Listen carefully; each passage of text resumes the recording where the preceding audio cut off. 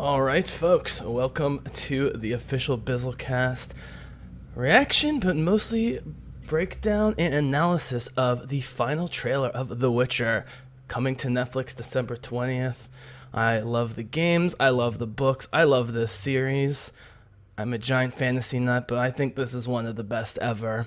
And I know the trailer's been out a few days. I don't normally do sort of traditional reaction videos, but I wanted to actually talk about how loyal a lot of this is to the books, but there's tons of nods to the games, especially The Witcher 3, which won Game of the Year in 2015, and it's considered one of the greatest action RPGs of all time, maybe the greatest, certainly the greatest story, or is up there.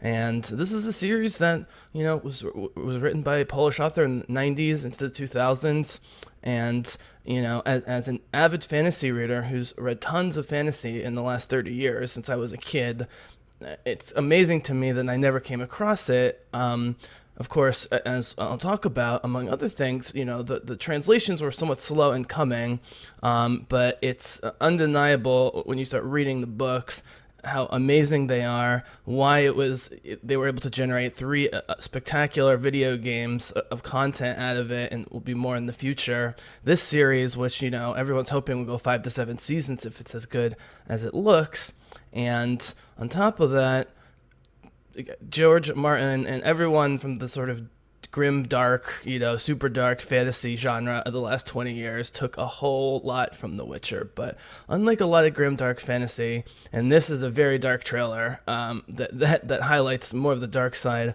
there's actually a lot of humanistic themes. There are good guys in it. Like Geralt is actually a good guy, even though he kills people and monsters. He usually has reasons to. And, ultimately, this is a fight for humanity's soul.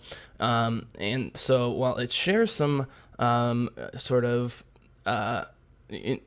surface things, and thematic things, and graphical things and so forth with books that came after it, and took liberally from it, like Game of Thrones, and other dark fantasy books of the last 10-15 years or so. It's actually quite funny at times, in very sweet moments between characters, in otherwise the dark scenario that actually reverberates a lot with political things that are going on right now. They talk about pogroms, they talk about concentration camps, they talk about genocide. And as a Polish author, Andrzej Sapkowski, post World War II, he was right in the middle of the aftermath of the Holocaust and the horrificness of World War II, in Poland and around Poland, of course, and he works those themes in, but it's never heavy-handed, and it's always to serve the story. So basically what's going to go on is I'm going to do a sort of regular trailer reaction with not too much commentary. You've probably seen some of those, and just so we can watch it together. And then I'm actually going to go through it, not exactly frame by frame, but scene by scene, not to try and analyze exactly what's going on, but to talk about how really every frame of this let's put it this way, every line of dialogue and every visual frame of this trailer, and the first was like this too, but especially this final full trailer, is from the books especially, but also from the video games, or both, including Geralt's voice and including the bathtub scene, which we will get to. And so I'm going to talk a little bit about, as someone who's gone through all 8 Witcher books twice now in the last year, via audiobook and reading, the 5 sort of series saga books and the 3 short story books, and I've now played through The Witcher twice, heavily through The Witcher, not 100%ing it, but through all the story stuff and the side quests and so forth. So I have a very good sense of the world building of The Witcher, and it looks like they're doing what I was hoping they would do, which is to model Geralt's sort of American cowboy voice on Geralt from the game, and also to take a lot of the action stuff from the game, because there's actually not a ton of action in the books. It's mostly dialogue and world building, and so for all the big action scenes, they have to take some of their cues from the video game. So whether you're joining me, know nothing about The Witcher, or more likely you're familiar with the books or the games, or possibly both, some combination or mix, stick with me, and we're gonna have a really interesting discussion here. So time to launch the trailer.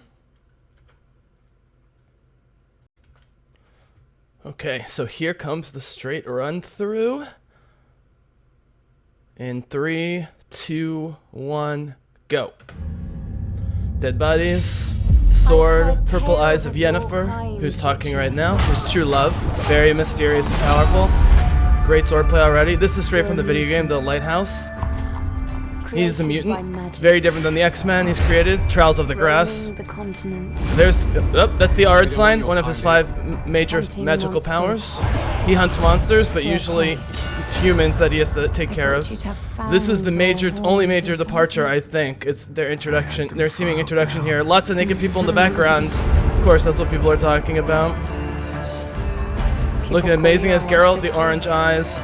This is the key. This is what's separating from Game of Thrones. Right, they straight up say, people are horrible, why not kill them? And he says, then I am what they say I am, which is a monster. Here it is, Queen of Calinthe. Their destinies are tied together. We'll get back to that. Ciri and Geralt. Now Ciri has to find Geralt of Rivia. Yep, Look at this, single shot. The fighting is going to be as good or better than Vikings. There's the Roach's horse, don't judge me. Oh man, that was great. This bath scene is directly from the beginning of The Witcher 3. One of numerous video game cues. Little Lord of the Rings action. Oh, the Nilfgaardians are so evil. This guy, Mousak, the Druid, is super important. And that's why he talks a lot. I think that's the destruction of Sintra, Ciri's city, by the Nilfgaardians. I think that's another one of the witches, the enchantresses. This is definitely, we'll get back to the desert. More sword fighting, great dancing. Right, that's Mousak, Adam Levy. Extremely important in the early part of Ciri's saga. I can't protect her. I mean, if you don't know the series, he sounds very nihilistic for most of this trailer. Look at the red. Right. He says, it's all the same. Hate is hate. Right, I'll take that chance. Right, but he's not saying he's gonna bring calamity. He's just saying, I want to do it my way. Oh man, that was great. That's awesome. Let me just make sure that recorded. Yeah, we should be good. Alright guys, so that is The Witcher there, and while I love the Comic-Con trailer, whatever it was from a few months ago, I was actually fine with not getting a full trailer, but after seeing this and seeing people's reaction, it's about to hit over 10 million views in a couple days if it hasn't already. It was really necessary, specifically to set up the 3 main characters. I mean, Dandelion's the main character, but we'll see how they use him. His bard best buddy, Geralt, obviously, the love of his life, Yennefer, who's extremely powerful and seductive and does love him, but also can be very manipulative and have her own agenda. Geralt's pretty honest, to say the least, wears it on his sleeve. And of course, Ciri is finding him. Now, just really quickly, and we're going to go through the trailer together a little bit here, is, you know, there's 8 books by Andrzej Sapkowski with The Witcher. He started with 2 short story books. The first one's called The Last Wish, which I urge everybody to read because it's the introduction of him meeting Dandelion and also meeting Yennefer. And while I don't know if we're going to get the origin of him and Dandelion directly or just through story in the show, the seeming meeting of him and Yennefer at sort of a ball or royal affair makes total sense within the milieu of the books. But the way they actually meet in The Last Wish, which is the first book, which is sort of semi-short story, semi-short story, semi-novel, and then the second one here, Sword of Destiny, I would read those 2 first. How he meets Yennefer is a very, very dark fairy tale story about a genie and 3 wishes, if you can believe it. And it looks like, based on this meeting here, which looks like, you know, Anne Hathaway in Dark Knight Rises or whatever with Bruce Wayne at the ball before she robs him, and the very Geralt dry humor there. It looks like they're going to set them up in sort of a more standard way that honestly makes much more sense with the Ciri saga books that this is all based on, as much as I love The Last Wish. But I'm urging everyone to read The Last Wish, and if you can, the second book, Sword of Destiny, because, you know, if this is... Let's put it this way, the sort of origin story of Ciri being told by her dying grandmother, Queen Calinthe of Sintra, to go find Geralt is set up in The Last Wish, and then at the very end of Sword of Destiny, they end up together when it seems they're both dead and the world's ending. Somehow fate brings them together at the time of need. And then you have the 5-book series saga, which is, your more traditional fantasy serialized books that go straight into the extended series epic. You've got the first two, Blood of Elves. I can't see my camera, so I'm assuming this is working. Blood of Elves, Time of Contempt, and then Baptism of Fire, Tower of Swallows, Lady of the Lake. They're all excellent.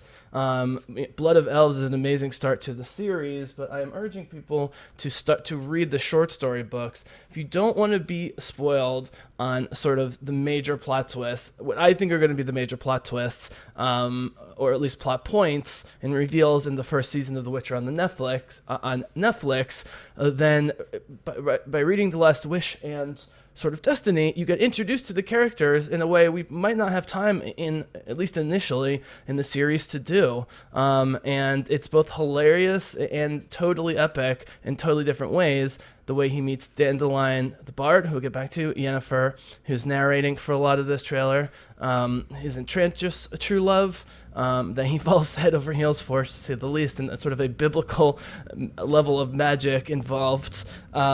And then of course Ciri, who becomes his adoptive daughter, and he constantly is about to, and arguably does, give up his life numerous times to try and save her.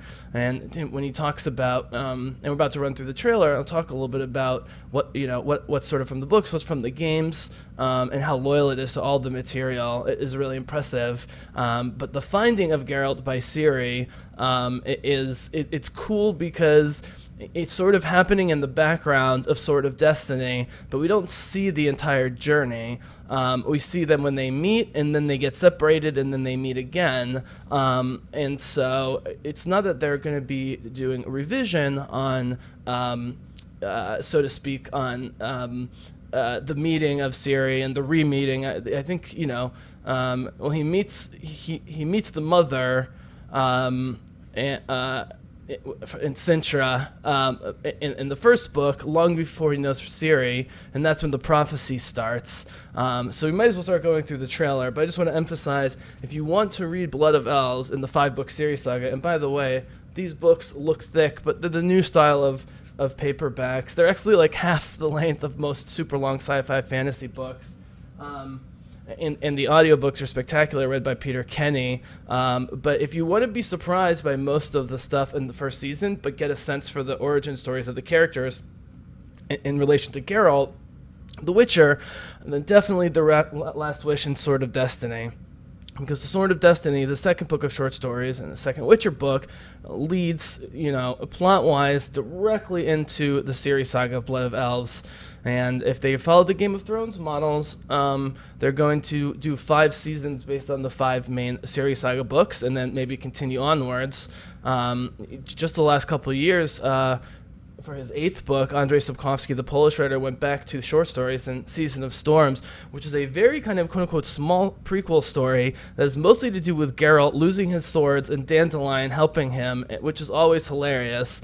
My biggest concern for the series is we don't get the hilarious Dandelion stuff, because as the books go along, things get super dark, and they don't have as much time for him and Geralt to be, constantly trying to one-up each other in wit and so forth, and they're constantly yelling at each other and acting annoyed, but they love each other and they always travel together. We get a quick shot of it here. Julian, aka Dandelion, aka Dandelion, and so there's your warning. Also, you should know that The Witcher 3, the Witcher games, especially The Witcher 3, which is Game of the Year in 2015, one of the best video games of all time, they're very much drawing from things in the video games as well. But specifically, you should know that The Witcher 3 comes after the series saga. So it starts with Blood of Elves, and then the 5th book, Lady of the Lake, and then this is where the spoiler warning starts, guys. This isn't necessarily a spoiler for the TV show, but it is for the books and video games, which is at the end of the Ciri pentology, Lady of the Lake, she disappears when Yennefer and Geralt almost dead, trying to protect her, and the Wild Hunt, which is the title of and main part of The Witcher 3, which are elves really, really evil Sauron-esque elves from another dimension, essentially, another world, trying to conquer ours, specifically to get Ciri, who's a half-breed of elf and human. Unlike most half-elves in fiction and on screen, she looks more human than elf, but she has tons of elf blood, and she's basically Luke Skywalker or Rey, or Neo. She is the one, but she's way more complicated and fleshed out than those characters, and her situation is way more complicated than those characters. And The Witcher 3 is her coming back after many years, and deciding that she's going to make a stand with all the good guys, especially including Yennefer, Geralt, and some other characters, make a stand against the Wild Hunt, and it's a glorious video game. So here we go. We're going to go through the trailer. I'm going to, I think I will mute the trailer, or put the volume super low, and yeah, and I'll talk what's from where, and but spoiler alert, they're absolutely nailing the source material. It's like 75-80% from the book, 20-25 from the video game is absolutely perfect. So let's get our run through going here. All right, guys. One nice little background. I'm gonna get a display capture going here. Back to the beginning of the trailer. Do want to point one thing out. I have an amazing map here of the main lands of The Witcher, which are really important and like with Tolkien, extremely helpful in orienting you about what's going on. And it's like with Tolkien, it's reminiscent of some parts of Europe. It's really a combination of sort of north central and then central and sort of beginning of southern central Europe all put together in one area. Just for a rough view, this is the main area you are in the game, but Ciri is from way down here in Sintra, which is related to the Skellige Isles, who are the Viking people, who Mousak, this guy, he doesn't look exactly like this, but the bearded guy played by Adam Levy in the trailer, who is a druid and wise man and seer from the Skellige Islands and their cousins in Sintra, where Ciri is from, is very important in the short stories, and they're pushing them up front into the main tale here, which is so super important. So I'll have the map there as well. So all right, so let's go through the trailer. We start with just like bodies strewn around. I mean, the very first shot is just dead human bodies everywhere. And guys, you should know, if you're not aware, Geralt is technically a monster hunter who gets paid to kill monsters who are bothering humans, but humans are really the problem, killing each other and killing lots of innocent non-humans. Not only elves, dwarves, hobbits, and so forth, in a way that's talked about in the language of genocide and ethnic cleansing by the author Sapkowski, but a lot of times they attack the forest creatures, and the forest creatures only attack back to defend themselves. And so if Geralt can resolve things non-violently, even with big scary monsters, he will do so, and he'll also take retribution on humans who are tormenting other humans or non-humans or even innocent monsters. And the fact that he's only fighting one monster, and we hear Yennefer talking about being a monster hunter, it's not that they're not going to have cool scary monsters in the series, but it's not always going to go the way you think, where he's just slaughtering monsters, because the monsters are often very smart, very old, very wise, even if they have trouble communicating, and he will listen. He will hear them out. So here are the dead bodies. I have a little bit of sound. All right, let's go. There's the sword. Okay, purple eyes. Two things. I thought that, they wouldn't just cast all white people in The Witcher, and thank God that's the case. This actress, Anya Shalhotra, is a Indian, British Indian, a woman. One of her parents is from India and one is English, but she has beautiful black hair. She's a very mysterious, seductive, and powerful look, and they give her the purple eyes. The main characteristics of Yennefer are purple eyes, the jet black hair. She wears only black and white generally, including a medallion around her neck. I don't know if we'll see that. And as we hear over and over again from Geralt when he's dreaming about her, she smells of lilac and gooseberries, as they say, lilac and gooseberries. It's sort of her perfume. So there's the purple eye. So they start with Yennefer, which is awesome. She's such a complicated character.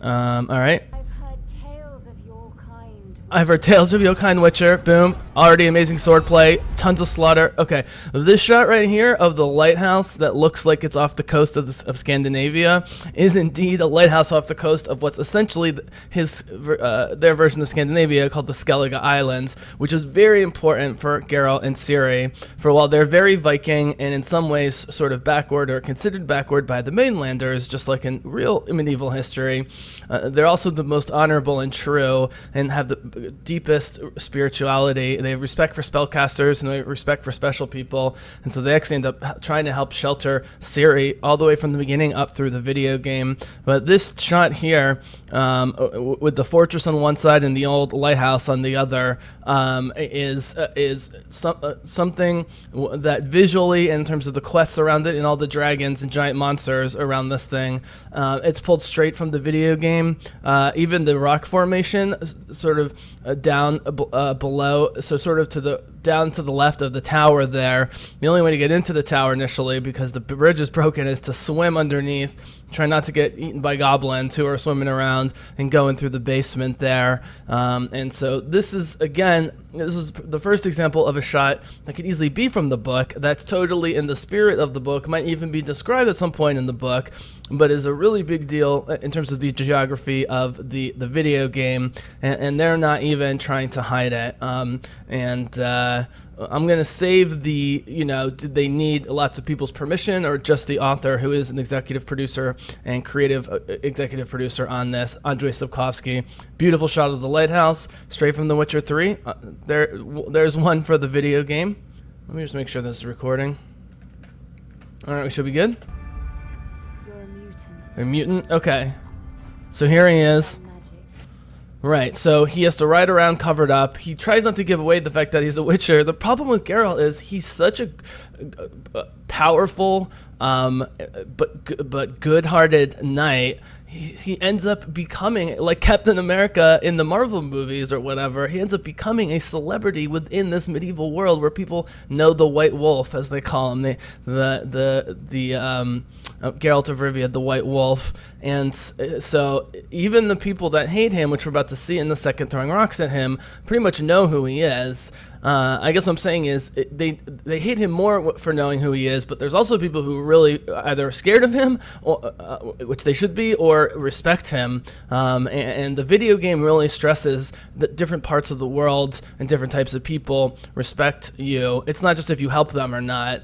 Some of them you're unable to help, and they don't hold it against you, and sometimes you help them and you still are forced to kill them or walk away unsettled, and them having hurled curses at you, and so forth. So here's they call him a mutant. It's exactly the opposite of X-Men mutancy. Here they take young boys, sort of like Jedi, away from their parents.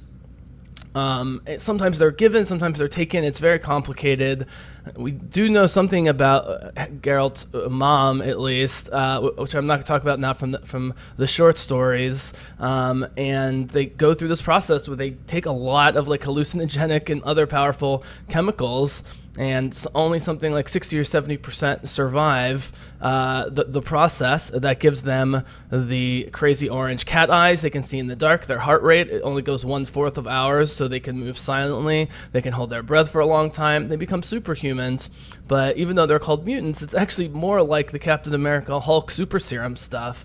The only difference is, unlike Hulk, it does add greatly to their physical power and does give them some magic, but it is drawing from stuff they already have, we think, and they can never reach the magical heights of the women, which is very much from Dune, the Bene Gesserit, the extremely powerful witches, as they're called, but really sisterhood that's running the galaxy, has powers that very few men have. And The Witcher, indeed, the Witchers are quite powerful, as we'll continue to see, including some basic magic, But from a magic standpoint, and even sort of an intellectual standpoint, the enchantresses and the sorceresses like Yennefer and others, some of whom are, even better people who just want to help, like Triss Marigold, who I did not believe is in this trailer, but other ones like Philippa and Francesca and some others who are actually quite worse than Yennefer, or at least on par with Yennefer's bad side. And Yennefer has a pretty dark side, to say the least. So this is called the Trial of the Grasses, I believe. As we hear and see the introduction of Yennefer. There it is. There's the processing. Oh, there's Dandelion. I missed it. At 18, let me go back. It was 1 second shot. Right there. Okay, so there's Geralt on his horse, Roach. He calls all of his horses Roach, which is funny. But he does try and keep the same horse if he can. He is a warrior who knows sometimes horses are going to die or you have to run them into the ground for survival. Sometimes you switch horses, but even when he does, he calls them Roach, but he has a gruff affection for them. And that's Dandelion the Bard, who they're not featuring whatsoever in the trailers. He's not one of the main names on the list. It would make sense to introduce him slowly because he's incredibly, he's this absolutely epic, brilliant bard minstrel. It's like he's like the Beatles. He's like John Lennon in terms of his fame and his skill in the musical and poetic arts. But he's more diva-ish than the most diva-ish rock star that you've ever heard of. And is constantly complaining and constantly think he's smarter than everyone.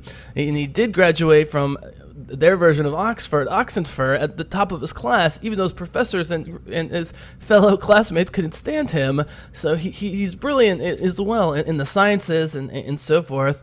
But he's immediately attracted to Geralt, and while Geralt's constantly telling him to shut up, and Dandelion's constantly going above his pay grade into being adventurous and heroic, and when he's cowardly, of course, he writes songs about how he had to save Geralt to get from the monsters and so forth to get women. On the surface, he's just an annoying, egotistical, prissy dandy, which is why he's called Dandelion. But you see it, and this is another reason to start with The Last Wish and Sword of Destiny, the short story books, is so many amazing tales of just the two of them and their misadventures, sometimes involving monsters, sometimes involving creatures like elves and halflings and changelings, and always sticking together, even though it seems irrational. But as the series goes on, the author and the characters start commenting on and realizing why they're so perfect together, as different as they are. So there he is, Julian, aka a Dandelion, aka I guess occasionally Dandelion. All right. Okay, right there. Again, it was a 1 second clip. Right, 18 seconds. This is called the Ard sign. So they use sigils and runes and signs, taking from Northern Europe and Scandinavia, do the Witchers. Now, Witcher in the game, and I think in the books, but in the game, there's 5 very specific magical signs that have variations, but there's basically 5 spells that in the sort of continuum of magic you would consider mild to medium powerful magic, but when you combine it with your fighting, it takes it up to super powerful magic, because unlike sorcerers and sorceresses who often are frail or don't like to fight or can't fight, the Witcher signs are really to supplement what he's doing with the sword and the rest of his arsenal. 2 of the signs are essentially defensive. One's called Irden, and creates a set of purple runes around you, which basically debuff any creatures that come in, so their defenses are lower. It's easier to hit them. You can trap, spirits and other supernatural creatures that can blink in and out of existence. You can trap them so you can get some hits on them, and they're not just constantly running away from you. It lowers their. Basically, it's really especially meant for flying spirit creatures who can become invisible, and you have to just slow down, because by the time you move to where they are, they've already moved or are launching a major attack on you, and you can do different things. So there's Irden, which is sort of a defensive, magical defensive shield around you. Well, it's not actually a shield. It's sort of a it's like a safe zone that's like 6 meters by 6 meters. It's a circle. Although of course you can expand it and grow it and do things where it does more, but that's essentially what it is. The other defensive one, which is, in the game, it's almost it's not cheating, but the second defensive spell of the 5 Witcher spells is called Quen, which is just a fire shield.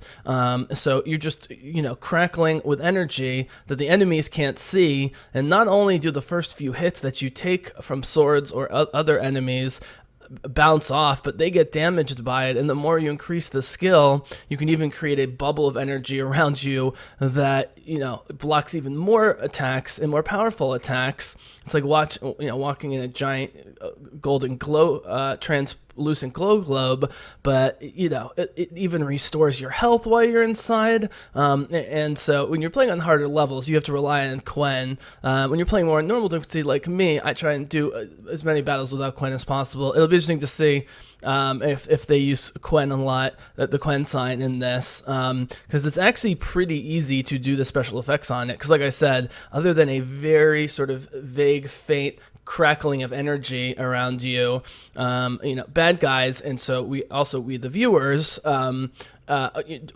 unless we see him cast it, won't really know that it's there, and then someone will hit him with a sword and he'll bounce back 10 feet and be on fire from the sign. Of course you can eventually break through it, but then you can cast it again. The way magic works in The Witcher, it has to do with adrenaline, and when you get beat up, you lose adrenaline and you can't cast spells, but when you start beating other people up or casting spells effectively, your adrenaline rises. A lot of games like this, Assassin's Creed and so forth, and then you can cast your spells. So Quen, the fire shield, and Irden, the sort of runic defensive, area effect spell, the defensive spells. There's also an offensive fire spell, which again is very basic, called Igni, like Igneous, and which you just throw a fireball. I mean, sometimes it's a single flash, sometimes you can, really shoot fire out of your fingertips. Again, my first time through the fire stuff, like in all of these types of games, Witcher 3, of course, I'm talking about, I got super powerful in fire, but even on a normal difficulty, it got too easy, and so I started experimenting with other stuff. I'm pretty sure we'll see fire come out of his fingertips, although he doesn't use it much in the book. In the game, it's great too, because you can turn on and off campfires and lights and torches with a snap. And so I think we're going to see more of like little gags, or just, like, we don't need a torch because my fingers are a torch kind of thing, rather than him burning people to death, especially because the enchantresses, you're going to want to give the giant fireball power, which we'll see later in the trailer. Okay, and in this shot, 18 seconds is Ard, and it's just like in the game and how it's described in the book. It's a rippling of air. It's, it's as if you throw a fireball at somebody, but there's no fire. It's just the air current explosion. And if you don't watch closely with the trailer, it's 1 second long. Other than the sound cue, you might not notice it. Art is great for pushing people back, and he's using it exactly here how you do in the game, which is, the one thing Geralt has trouble with his giant sword is shields, because you got to get around the shield guys or get rid of their shields somehow. You can burn the shields, but the metal shields and so forth don't really burn. So the best thing to do is Ard. It at the very least does what it's doing here, where they're kind of bounced back and they lose their balance, and so you can come in and slash them and murder them. But in the game, you get very powerful, and you're facing guys like this. They just fall straight on their back, and Geralt, we're gonna see in the second to last shot of this, he jumps over and just shoves the sword straight down. So boom, hit him with a gust of air so hard, falls on your back, and before the guy can even raise his shield or move or react, Geralt's there, killing him immediately. And this is important about Geralt is in the books and the game, we're going to see in the show, is he kills a lot of people, usually for good reason, and definitely by necessity when he has to, and he does it in creative ways because he's just so overpowerfully strong, and he moves like a ballet dancer, a brutally violent ballet dancer, but nevertheless, as we're about to see, which is why they keep stressing dancing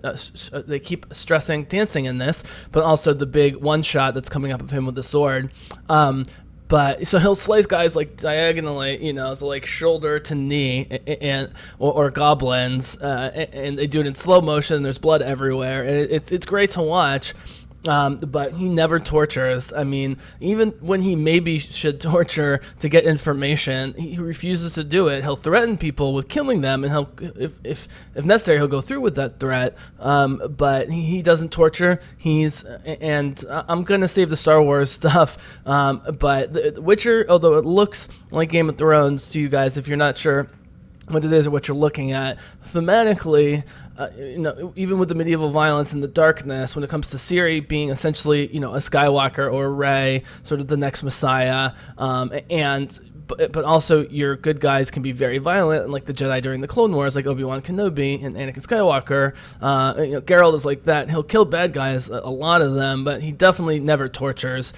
Go for the head or whatever he can get at. So this is the art sign, and the fifth sign is Jedi mind tricks. Actually, it's called Ixie, I believe, and Ixie is something you sort of get early in the game. You put a lot into, because simple-minded NPCs, non-player characters who are hiring you or thinking of attacking you or so forth, if they're simple-minded enough, he literally does the Jedi mind trick thing. These aren't the droids they're looking for on them. Now you do see the sort of triangular Ixie sign to show that it's happening to the player or the audience. I'm pretty sure we are going to see that, because it's not straight mind control. It's exactly the Jedi thing, which is to briefly get simple-minded people to be convinced of a different reality, or that you're not there, or that they don't actually want to murder everyone in the bar and they're just tired and they should go home, like that kind of thing. You can use it to confuse dumb monsters. It's not really that useful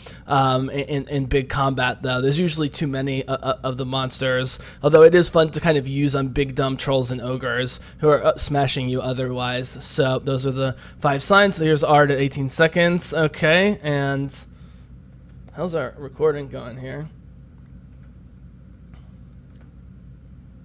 Where is my recording? Sorry guys, I'm bouncing to my oh, there it is, 20 minutes. Okay, we'll try and move a little bit quicker. We don't want your kind here. Right, don't want you kind. This is the hatred. There. Right, we saw, okay, so in the woods, looking pretty good. I mean, it's like Gollum level, these creatures. There's so many creatures in the bestiary in the games, and there's a lot in the books, but the games really go into an insane level of number of monsters. You're almost never fighting the same kind of monsters over and over again throughout the game. But yeah, it's looking pretty good, and this stuff always gets better in the actual series as it goes forward. Okay, so there's some killing. Right, so we see him fighting a monster, but not killing the monster, and now we see him killing people, which is what I'm talking about, which is, I think maybe the first scene, I have no knowledge of this, is going to be him versus a monster, and the audience is going, oh, here's Geralt the Monster Slayer I heard so much about. Instead, they're going to have like an intellectual conversation, and he's going to end up having to kill the humans and save the monster, which is not what the audience is expecting, but exactly what Geralt is often having to do. Boom. Right, so here's the Selena Kyle thing, and this is the one sort of cute, funny line. And this is the major departure that I was talking about, where, at the end of The Last Wish, in the chapter called The Last Wish, in the book The Last Wish, is how he meets Yennefer, and she's this really horrible, manipulative, bordering on evil or just power-hungry enchantress who is hundreds of years old, even though she looks 29, and is gorgeous. We come to learn that many of the sorcerers have made themselves look pretty or handsome and were quite ugly initially, and that's part of their obsession with power. It's something we see with witches and fairy tales. It's a big part of the magic users in The Witcher, but they meet in a very, like I said, dark fairy tale way, where he binds them together with the last wish, but they still have problems over time, even though they're bound. And the last wish is actually dispelled and dealt with towards the middle end of the Witcher 3 game main story, but right before all the shit hits the fan with Ciri, him and Yennefer decide together to get a genie and break the last wish and see if they still love each other, and that becomes a choice of the player. Of course, I always choose to end up them together. The first time I did it, I hadn't read the books, but it still felt like Geralt was never going to love anyone like her, so I had to try to get them together, and it worked. And then, of course, after reading all the books, going back, it's clearly the love of his... I mean, the two things you are so against canon you can do in the video game is alienate Ciri as your father figure, and alienate and push away Yennefer as the woman you love. But them meeting, because Geralt, as much of a beast as he is, and, kings and princes and lords are constantly threatening to kill him and put him out of his misery, but they also need him sometimes. And so him and Yennefer do end up going to court together, or just meeting at court together, because she, of course, is also in the category of should we murder her or hire her and use her category among the leaders. So this is right, fangs or horns or something. I had them filed down. It's always great to see the woman smile sexily. Very reminiscent, Emilia Clarke. You look good, rough around the edges, but good to Han Solo in the trailer for Solo. Okay, so here comes the spiritual stuff.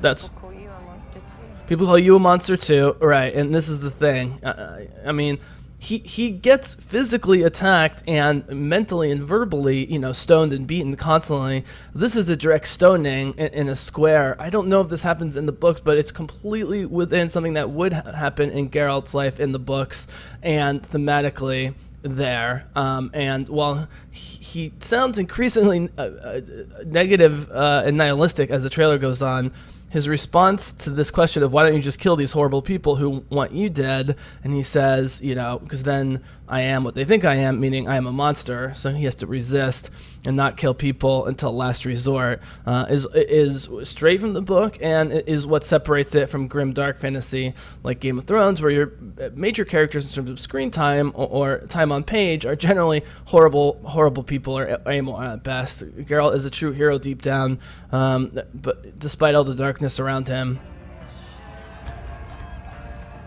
So this might be Triss Merigold, who's in the woods with him. I'm not sure. All of our choices draw our destinies closer. Okay, here it is. This is Queen Calanthe, the grandmother of Ciri. They're connected because Geralt helps Queen Calanthe and Sintra years before. Oh, look at the sword, the single shot sword fighting. Yeah, there's Roach, don't judge me. So Geralt basically is in court with Mousesack, the bearded guy who we're going to start seeing more of in this trailer, who's also from Skellige, but also advises in Sintra, which is across the water from Skellige, so the two Viking-ish kind of cultures. And Geralt happens to be there on the night when some crazy magical stuff happens, and the woman who had become Ciri's mom, the daughter of Queen Calanthe, it turns out that she's having a love affair with an animal from the woods who's actually a human, but again, fairy tale thing, who's a prince that turns into a hedgehog or something, at like midnight. I'm sorry, between midnight, he's human between midnight and dawn, otherwise is a hedgehog, and they fall in love with each other, and of course, the queen and people are not going to have this devilry, but Geralt ends up intervening when things go really bad. Ciri's mom displays an immense amount of magical power that no one sees coming, which is the hint that Ciri's bloodline is powerful. And he reconciles the situation, and that's where the prophecy begins. It has to do with the law of surprise, which he invokes, which basically it's like, the next time I'm here, the thing that's become a surprise, I will claim as my own. Of course, it becomes Ciri in a non-traditional way. It's hard to describe how that goes down. It's equally hard to describe how Geralt is sort of prophetic about Ciri. And they mostly leave it to the imagination of us readers, but also to the other characters around Ciri and Geralt, trying to figure out how this prophecy came into play. But it's definitely, even though Ciri's parents die, or apparently die when she's very young, her grandmother is still around, she's told by her nursemaid stories of Geralt of Rivia, the Witcher, and when Sintra is burned to the ground, which we're going to see, her city, and she has to go on the run, hiding that she's a princess with lots of power, she's just trying to find Geralt, and the two, major sort of lore chapters in Sword of Destiny, which leads right into the series saga, which this series is based on, has to do with them finding each other. It takes quite a while before they even realize it's one another. And Geralt realizes it's Ciri and who Ciri kind of is, like, truly, and that Ciri is confirmed to her that it's Geralt, and then Geralt doesn't even want to take it on, and he almost screws it up, and she almost dies with her people because Geralt doesn't want to take on the responsibility. But fate brings them together at the end of Sword of Destiny, and then that leads into the series. Just can't feel human emotion. Okay, so this is directly from the first scene of The Witcher. It turns out to be a dream, but it's a classic first scene. From The Witcher, there's Nilfgaard, always dressed in black. They have very angular features. That is Adam Levy there with the beard. He plays Mousak, who's the druid. There's Sintra Burning, which is Ciri City, I think. This woman's playing another one of the enchantresses. I'm not sure which one. That beautiful black woman. More great sword fighting. Princess Sorella, yes. Right, it's your destiny. I mean, the thing is everyone uses the destiny talk in movies, but it ultimately all comes from Lord of the Rings and Dune. Now, The Witcher being from the 90s was certainly pulling from some combination of Dune, Lord of the Rings, Star Wars, but also, Germanic and Polish myths and so forth. But the Sword of Destiny, like I said, the book, the notion of fate and destiny is constantly up for grabs in terms of philosophical debate in the book series, and so in this very dark, foreboding trailer where it's like Ciri is your destiny, blah blah blah. It seems kind of cliched, but I think people will be able to stick around long enough to realize it's much more complicated. And Geralt, it always ends up fighting for Ciri because she's Ciri, not because they've said it's his destiny, or even he sort of accidentally made it his destiny. So we end with some fighting, and he's talking about how all forms of evil are evil. Lower evil, higher evil, middling evil. I don't know what this red thing is with the bleeding hands. There's the Return of the King shot. The girl who plays Ciri looks amazing. Okay, that shot right there, where he shoves the sword into the ground, right here. That's what happens in the video game when you use the Ard sign to push a guy off his feet, and then Geralt just leaps on him and just puts the sword right through his head or his heart or whatever. I don't see a guy there. It looks more like he's just pissed, but that's the exact move you use when a sort of lower level goblin or just like pirate or bandit is on the ground.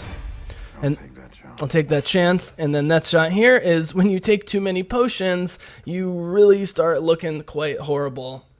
And you have to rest and recuperate.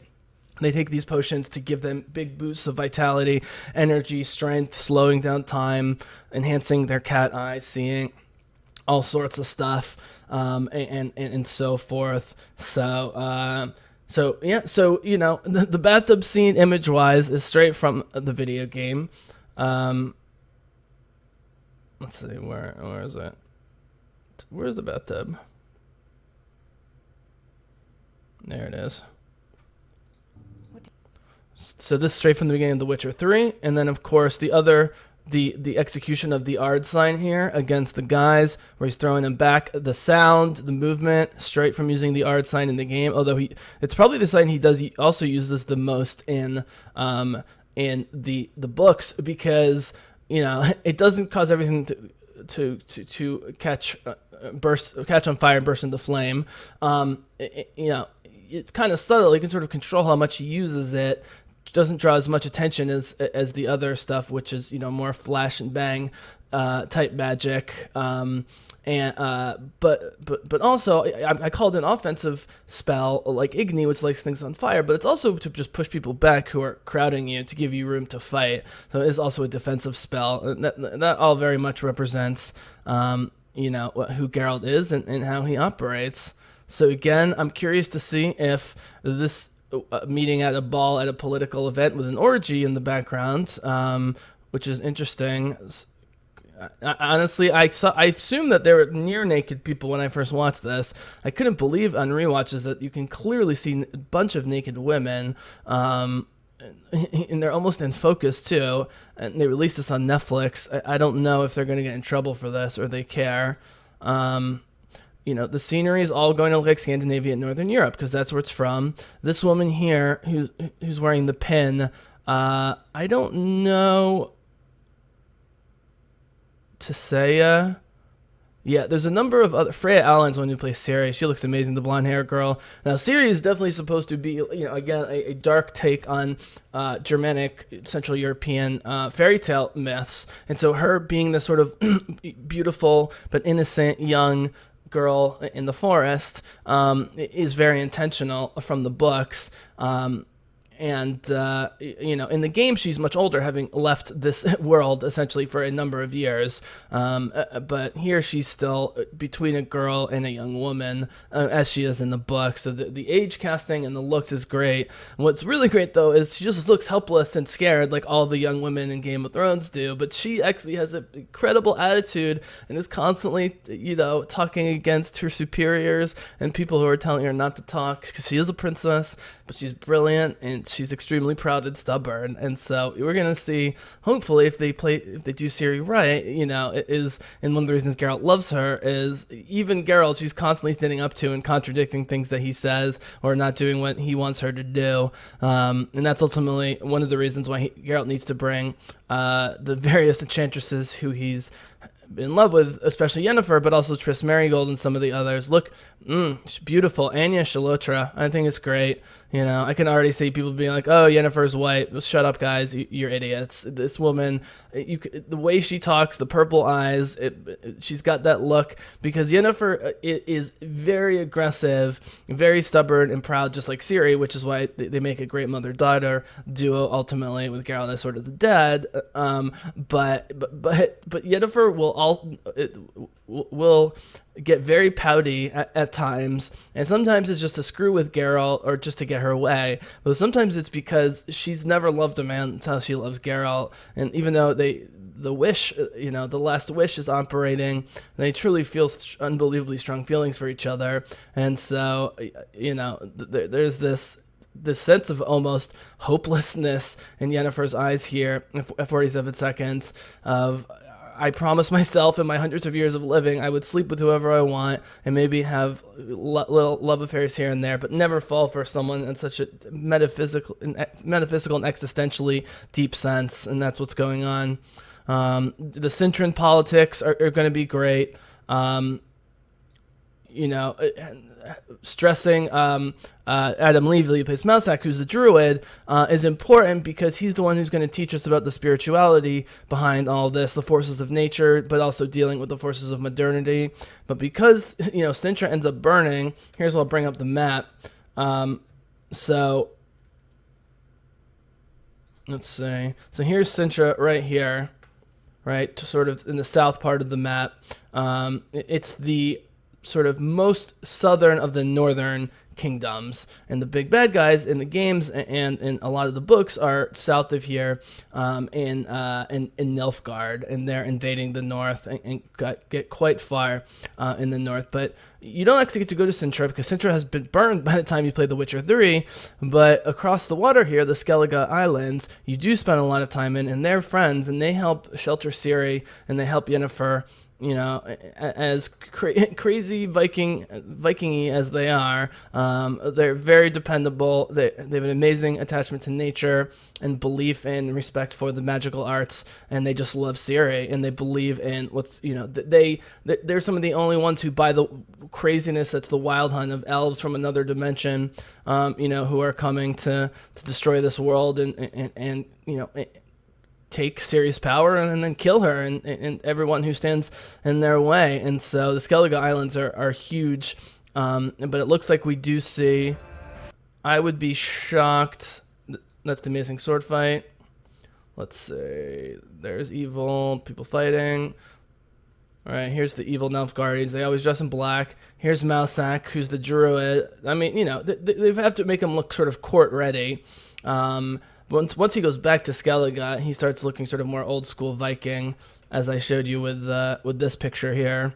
And this. I believe this is Sintra burning. And the Nilfgaardians burn a lot, but in terms of an entire kingdom and a major, ginormous city of at that time was been probably 50,000 people burn. It's called the Massacre of Sintra. I mean, there's not even a dispute, even by the bad guys, that it was a massacre. And they talk about how it's not the sacking of Sintra or the fall of Sintra, it's the Massacre of Sintra. So that's right here.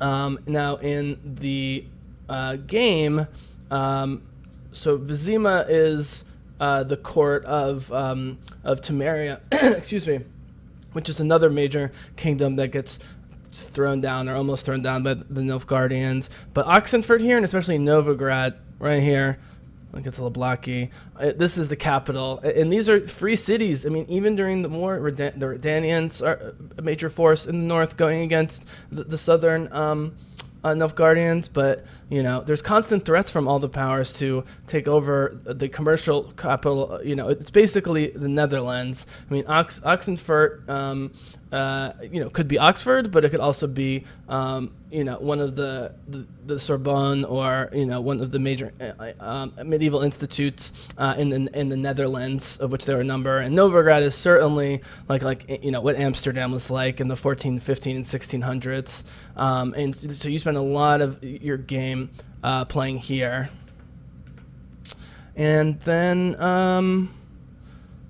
the other important thing is way up in the northeast, even in the northern kingdoms, is Kaer Morhen. These are the witches are based. And another great thing is, like with Tolkien, it's the age of elves is ending and the age of man has come, for better or worse. The magic in the world is somewhat disappearing. Witcher's work is hard to come by in the time of the show and the books. And Kaer Morhen is sort of falling to pieces. And there's only a handful of real witchers left at this point, who are good witchers and don't take advantage of people. And there's a sadness about, as screwed up as the whole mutancy process is, there's a sadness about them all leaving. Here's Vengerberg, where Yennefer's from, and Rivia, where Geralt says he's from. It's not clear whether he's from there or that's just a place he took on. Here's Toussaint, which there's a whole side campaign in Witcher 3. They're the French, essentially. This is straight up called Bruges or Brugge, but the major this river here, the Yaruga, is the major dividing line that's talked about constantly, and we're going to see, I'm sure, because when the Nilfgaardians come north and sack Sintra and then try and go even further north to go after especially Temeria and Redania, and as well as the free cities of Novigrad and Oxenfurt, that's what I'm not sure exactly where they're starting the books, but that gives you a sense of the lands of The Witcher. So thank you so much for joining me. I think we'll release this as an audio podcast, and we'll be definitely covering this more soon in all formats coming up. I've been the Bizzle. This has been a BizzleCast production, covering The Witcher. Netflix, December 20th, my sister's birthday. I cannot wait. Thanks for joining. But for now, I'm out.